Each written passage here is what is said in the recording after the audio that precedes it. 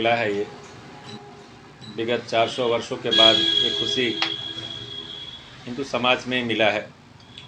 400 वर्षों की तपस्या, कितने हमारे साधु संत, कितने बजरंगी बलिदान हो गए। तत्पश्चात हमें ये राम जन्मभूमि रामलला अपने गर्भगृह में विराजमान हुए।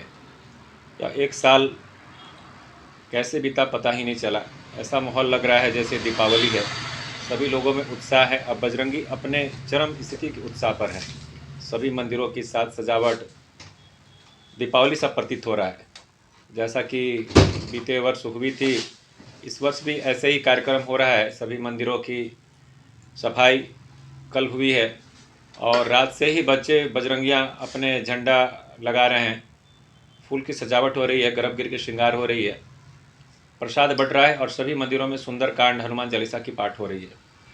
हमारे भी प्राचीन श्री राम मंदिर चुटिया में अभी सुंदरकांड का सुबह से पाठ था, अभी समापन हुआ है। तत्पश्चात भोग वितरण, प्रसाद की वितरण हो रही है।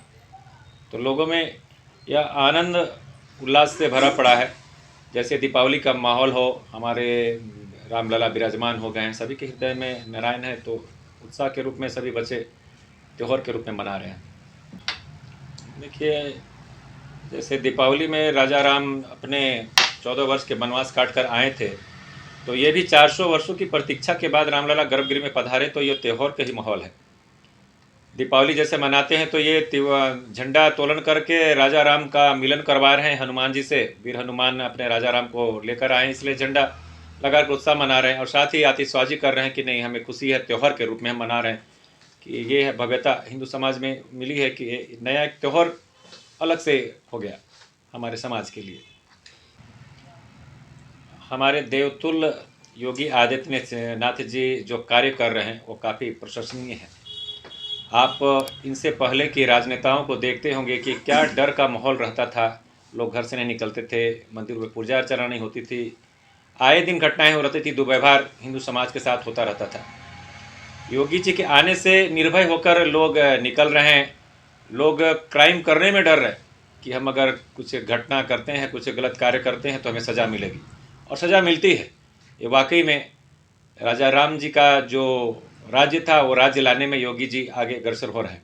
ये बड़ा ही सुंदर कार्य कर रहे हैं। उत्तर प्रदेश की सरकार जिस तरह से कार्य कर रही है, पूरे भारत में अगर ऐसा कार्य हो तो वाकई में ये स्वर्ग का स्थान भारत कहलाएगा। सोने की चिड़ियाँ देने वाली भारत को कहते थे, फिर से वही राज्य आएगा।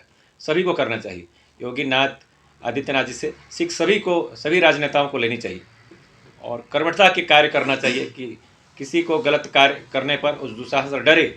जिस तरह से योगी का भय है, तो सभी का भय इस तरह से रहे कि पूरे राज्य में हो। राम श्री प्रभु राम से हम आराधना करते हैं कि सभी राज्य में इसी तरह के राजनेता दे। कुंभ मेला का आयोजन हो रहा है इस बार बहुत भव्य रूप से, क्या कहेंगे इस पर? ये बड़ा हर्ष की विषय है कि माननीय श्री आदित्य योगीनाथ जी के कार्यकाल में ये महाकुंभ का आयोजन है। 12 वर्ष के बाद ये महाकुंभ का आयोजन होता है और जो ये अभी व्यवस्था वहाँ हो रखी है, तो उसको देखते ही बनता है कि स्वर्ग की धरा वाकई में बन गई है कुंभ को लेकर। सभी को 14 तारीख का इंतजार है। 14 तारीख से महाकुंभ का शाही स्नान शुरू होने वाला है। 5 शाही स्नान है जिसमें पहला 14 तारीख का है। तो व्यवस्था को देखकर तो इतनी सुंदर लग रही है कि वाकई में कितने लाखों के, हजारों की संख्या में लोग आ जाएं, फिर दिक्कत नहीं होने वाली है। बड़ा ही सुंदर व्यवस्था है। प्रभु श्री राम का जीवन शैली जिस तरह से रहा, त्याग और तपस्या, ये पारिवारिक जीवन जीने की शैली बताती है। आप रामचरितमानस को पढ़ेंगे तो उसमें सभी चीज़ का, परिवार जीने का आदर्श उसमें दिखाया हुआ है। भातृ प्रेम, भाई भाई का कैसा होना चाहिए, पति पत्नी का त्याग किस तरह से होना चाहिए, माता पिता का आदेश का पालन किस तरह से होना चाहिए, ये रामायण से प्रभु श्री राम का आदर्श और सीख जाता है। सभी के जीवन में प्रभु श्री राम का आदर्श रहे और सभी का जीवन आदर्शों से भरा रहे। इस भारत भूमि से प्रभु श्री राम का सभी को आशीर्वाद। जय श्री राम। धन्यवाद।